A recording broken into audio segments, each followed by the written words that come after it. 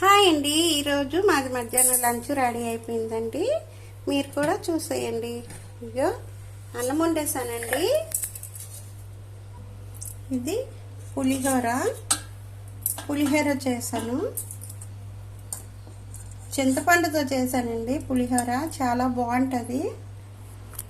ఇది క్యాబేజీ పువ్వు టమాటీ అండి. ఈ కర్రీ క్యాబేజీ పువ్వు టమాటీ చాలా బాగుంటుందండి. ఇలాగ ఇదొక కర్రీ చేశాను. ఇది నల్లేరు పచ్చడి అండి. నల్లేరు పచ్చడి చేశాను.